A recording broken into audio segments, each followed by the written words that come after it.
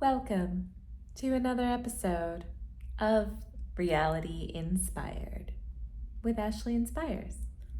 That's me. I had someone ask me today what my last name was, and she said, "It's Inspyrz, right?" I said, "Yes, my last name is Inspyrz." And that felt, I was like, yeah, that's right, my last name is Inspyrz. So Ashley Inspryz here. So what we want to talk about today is codependency patterns and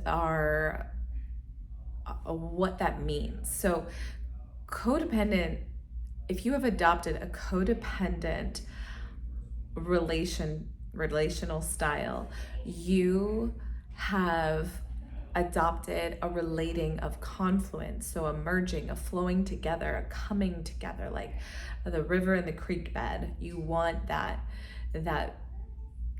merge, that flowering into, that beautiful co-creation of weaving a beautiful life together. Or it's whitewater and it's rough or whatever, but as long as there's a crossing, a merging, there's the confluence, and there is that need to want that, and that comes from a subconscious belief that you will deny truths in yourself to merge with that person, to feel, to align with that person. So you will deny your own values. You will deny your own values in order to merge with this person. And that colliding, that co-creation. I'm gonna grab some water.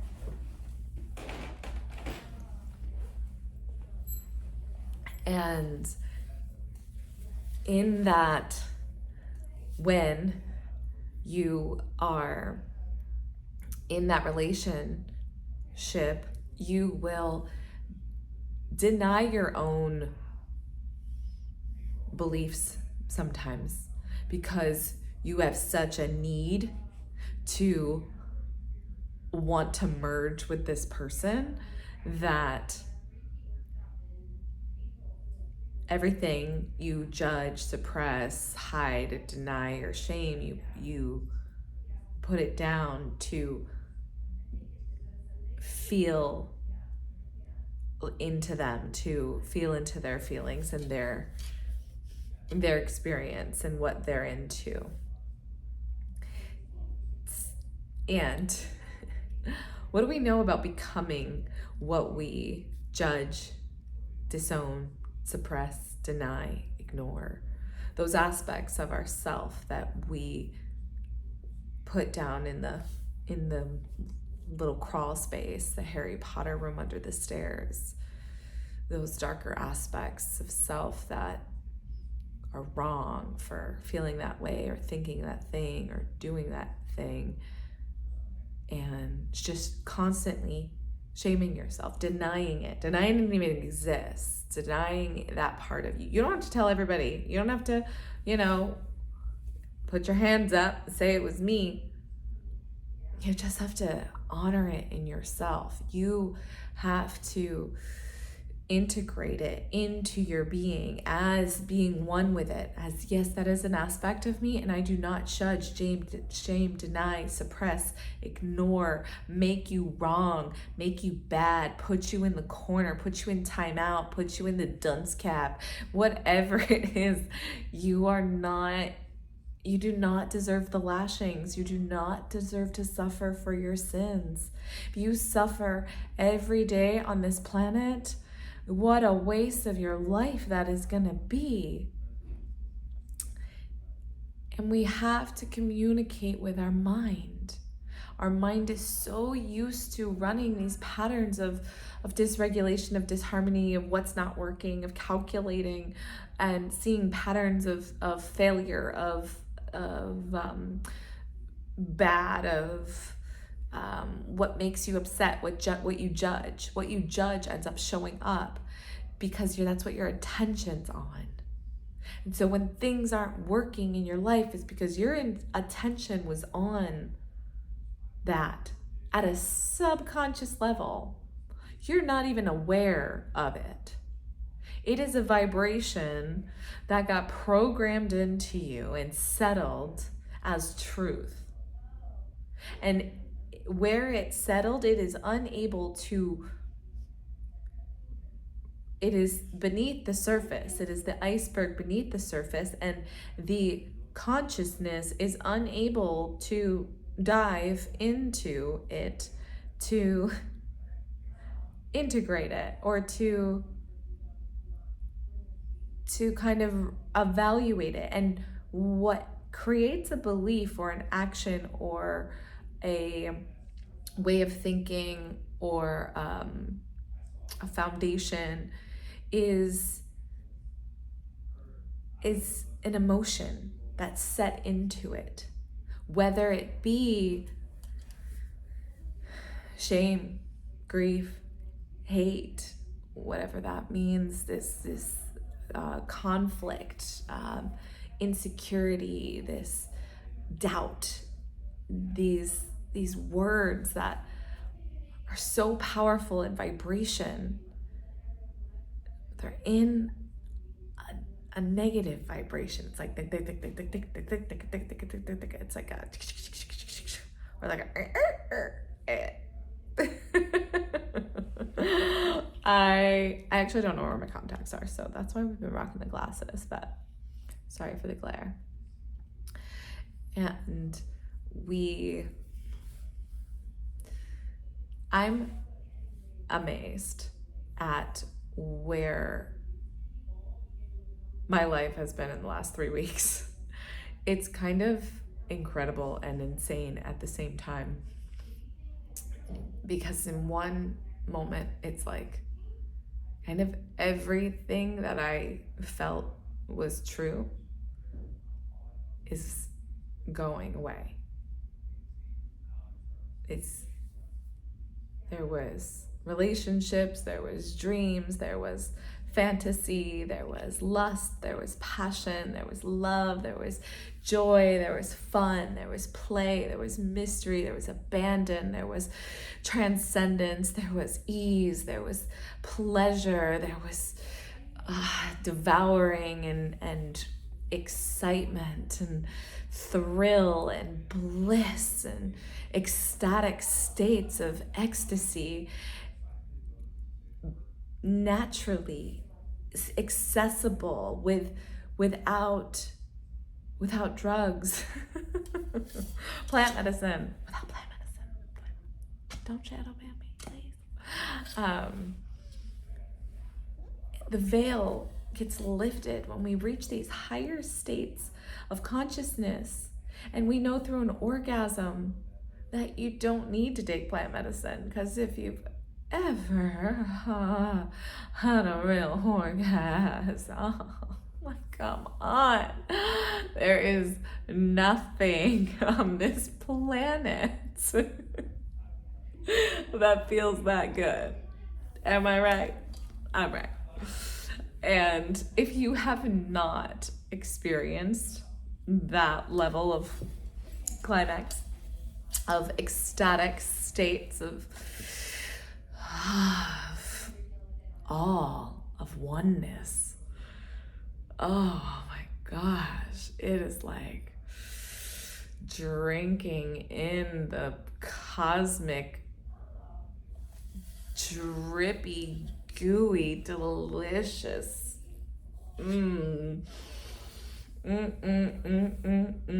just open my mouth and stick my tongue out. Like, I want all of that. It is divine nectar of the gods, the whole pleasure coaster of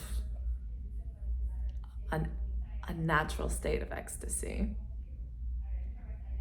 through a merging of anatomy, a confluence. Ooh, we circle it back, girl. Hey, thanks.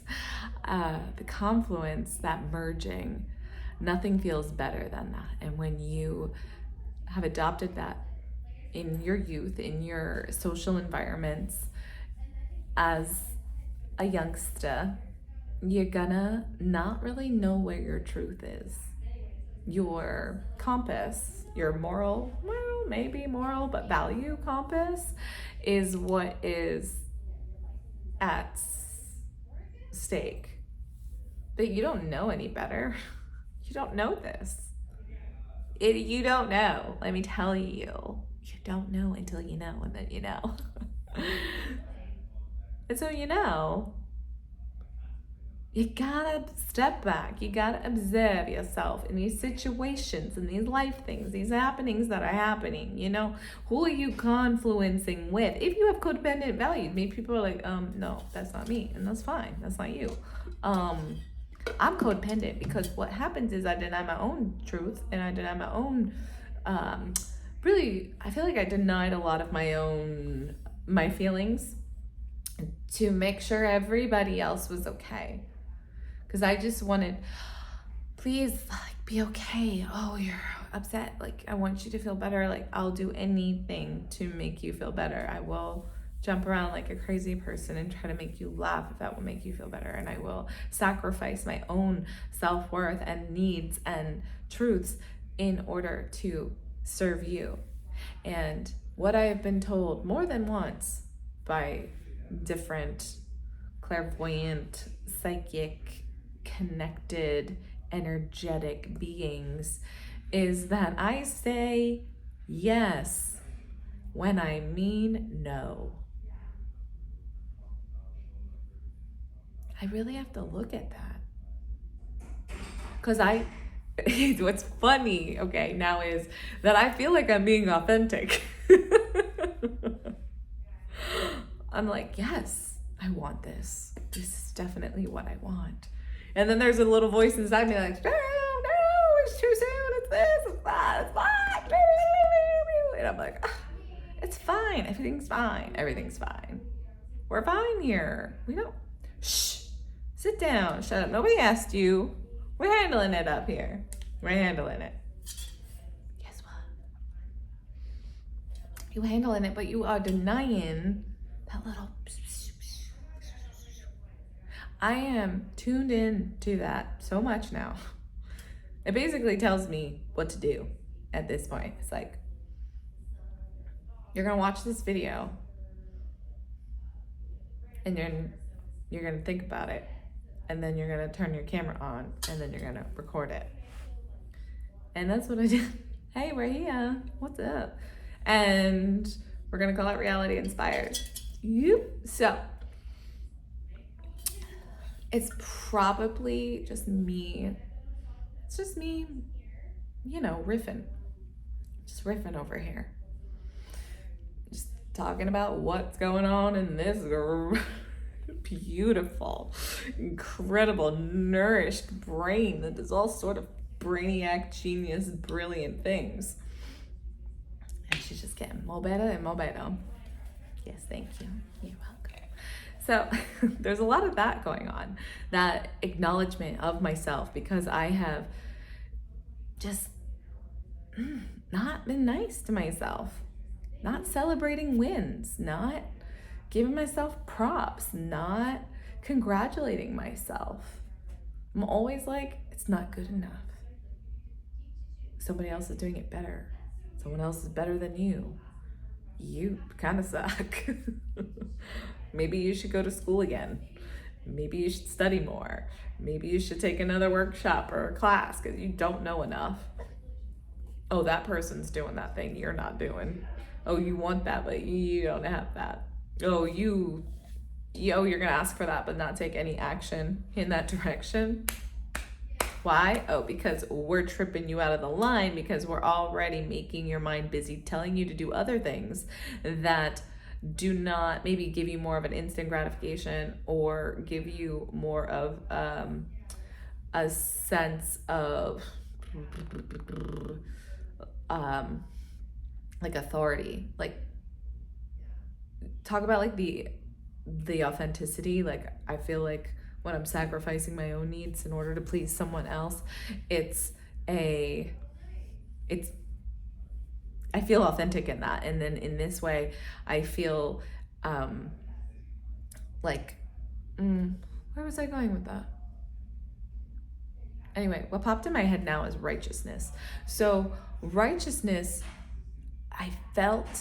I've made some choices and felt really righteous in them, and then also shamed myself and made myself so wrong, guilted, punished, suffering, literally, I'm gonna give you a slow, painful death because I'm just gonna be this little voice inside your head that just tells you what not a good person you are and how terrible you are and how everything's your fault. Now it's not fair. Blah.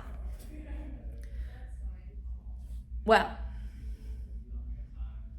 so that's interesting that the righteousness, I deserve this. I paid my dues. I worked hard. I get this. I get to have this. Has so much insecurity around it. Has so much don't find out I'm a fraud. But I don't really I have let's have a conversation about identity crisis. Is that what I'm thinking of? No, I don't mind identity crisis. Anyway, lost my thought again. There's a lot of action over there. It's been quite a long day for me. So, but a beautiful long day because of all I get to do and the beautiful clients I attract and the opportunities that are just coming my way and beautiful new dreams coming to form as I'm also having this incredible breakdown, but it doesn't feel like a breakdown because I'm not derailing. It's evolution. It's like an integration at a level of knowing, a level of I'm coming home. Yes, I am now finding what's authentic and what is not, and what feels true and what is not true, and what is something I learned from somebody else that doesn't actually feel for me. And interesting with that is I remember, and then I witnessed in my two younger sisters, the breaking of that connection with mother. And it happened in myself and my two sisters in our 20s, and maybe a little later for me, but I was very, very rooted in beliefs that weren't necessarily serving me. And it was, I don't know if I want to share that. I'm not quite ready to share that. That'll be in the book. So I'm going to hold on that one. I want to be authentic with you and share with you as much as I can, but I also don't want anybody else to feel uncomfortable or have feelings that make them feel otherwise not loved or less than loved. So I want everybody to feel loved because everyone is loved, and I love everyone, even if you're not my people. Maybe we were once people and now we're not so much people anymore, and that's okay. I still love you, and I send you love and light, and I just want you to be a happy individual. And I want to be a happy individual as well, and I do not want to make myself suffer every day. That's why regrets are terrible, and that's why apologies in the addiction recovery industry is so important. And it's the same thing in hypnosis. Is it's taking your power back from something. If you feel so much guilt and so much remorse for blowing up something or being a piece of shit and making a bad choice and being rude to somebody or making a mistake or anything like that, a failure, a punishing, something where you're punishing yourself or others is really only hurting you and your body. That other person, they might think about it from time to time if you really did a number on them. And you certainly could have. And then they've got their whole another gamut of issues we can dive into. But if you feel like you've been the punisher, I'm sure on a scale, most people feel like there's something they said, did, that they would regret. Even some people, they think they had a terrible thought and they regret that. And to acknowledge it and accept it. Oh, I had that thought. Oh, I did that thing. That wasn't good. And I'm going to apologize for it.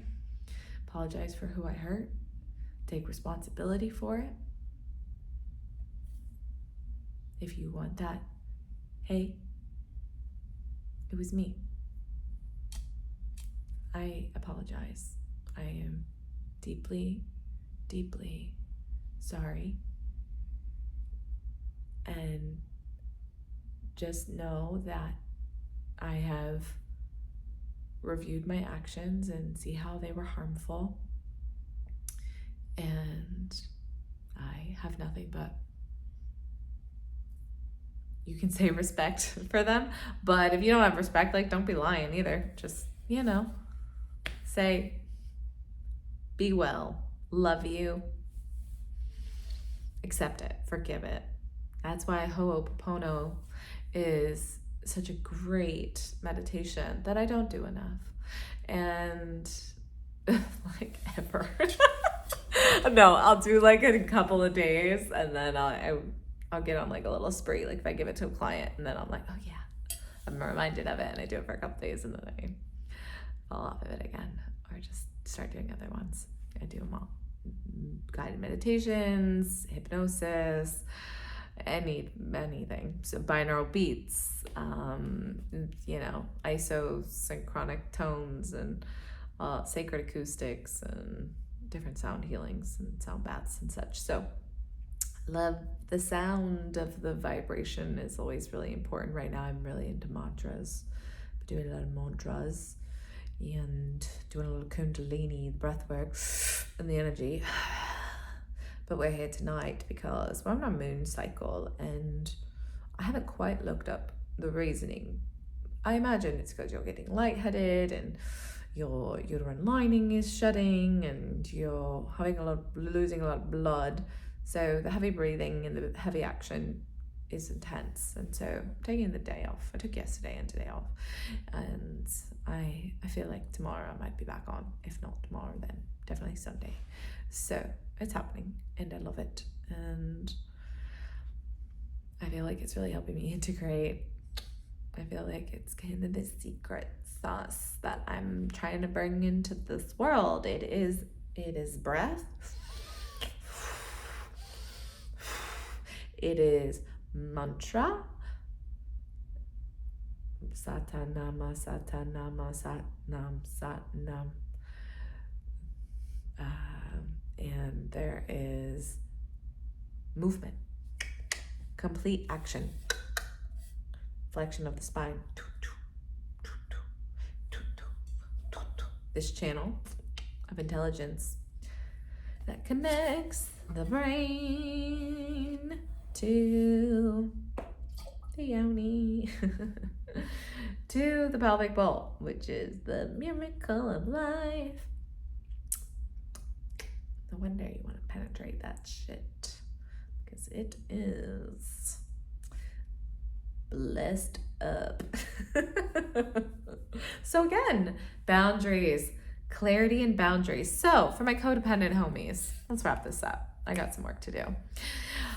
For my codependent homies, my beautiful people that just want to merge, that just want to merge, that you will completely deny, suppress, and judge and ignore yourself at the expense. We got to check ourselves. Take a breath. don't jump right into impulse. Although I've made some great decisions on impulse. Moving to California, hello. And then when I moved to New York, it was like, going to New York, boom, out. Going to LA, boom, out. So I love those decisions, but usually those decisions have some thought around them. Whereas if this is like an action, this is a pattern in your life where you feel like you may lose yourself. And I've actually caught myself saying that a few times. That just came to me. I've caught myself a few times saying that I have tended to get into relationship and lose my sense of self in it, my own, just reading an email, my own boundaries, my own value. So to really, what do you value? What is important to you? Your subconscious values are imprinted upon you from the environment that you were birthed into, from your early childhood. Go back. Think of some of the things you say, you do, the way you respond to certain situations. And ask yourself if that's how you respond. If that's how you saw your parents respond. Or that's how you saw so-and-so respond. Or that's how you respond in that situation because you feel like you're being threatened. You feel like a sense of security is gone. You feel betrayal. You feel like someone is denying an aspect of you.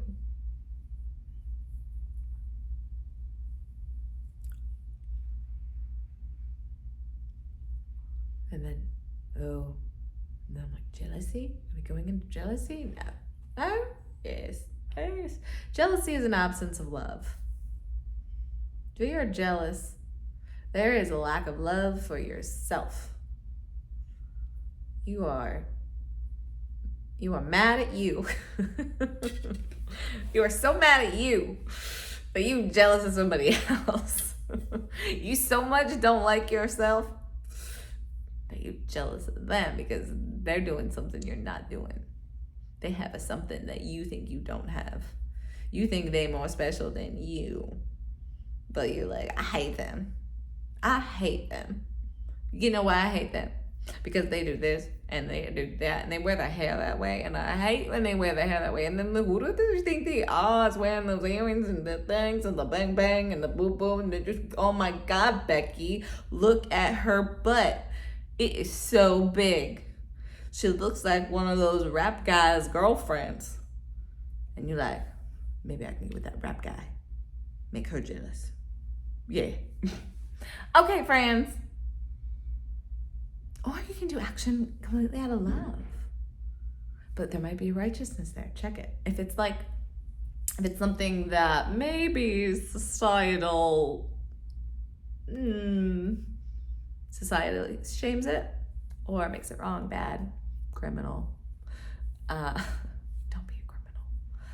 That's a whole nother bucket of worms. But again, an absence of love of yourself. So love yourselves more, friends. Let's just love ourselves, and then know what your beliefs are, know what your boundaries are, know what your non-negotiables are. Do we need to write an agreement with ourselves, a sacred contract with yourself? What is it? Some things might be hard to decipher and decide because you believe in free love and you believe in oneness and love, and a part of you wants something to fight for, wants to fight for love, even if that love is denied, suppressed, ignored. Enjoy the ride. Observe it, accept it, forgive it, be gentle with yourself. harder you are on yourself. Your tissues and your cells hear that. It knows when it's not being loved. And it comes out as symptom of aches and pains. And I have a few things myself I'm still trying to figure out. But I'm bringing my attention to the healing of it, not in all the ways that it doesn't work for me. I am youthful and timeless at any age. My skin is clear as the reflection I see in the mirror. My heart open and full of love. May I stand strong in my conscious values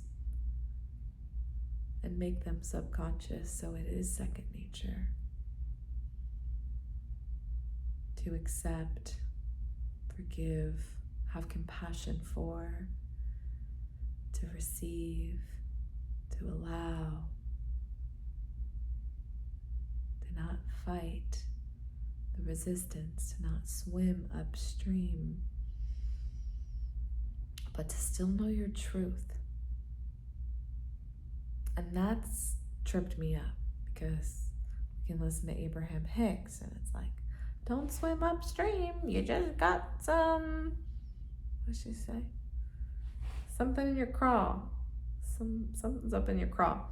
And you're up in the crawl space. So get some crooks in your craw. And I remember I was in a relationship and I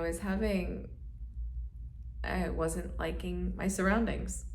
And I was like, it's okay. It's okay, it's okay, it's okay. You're just not swimming upstream. You're just not swimming upstream, because it would create conflict in my confluence.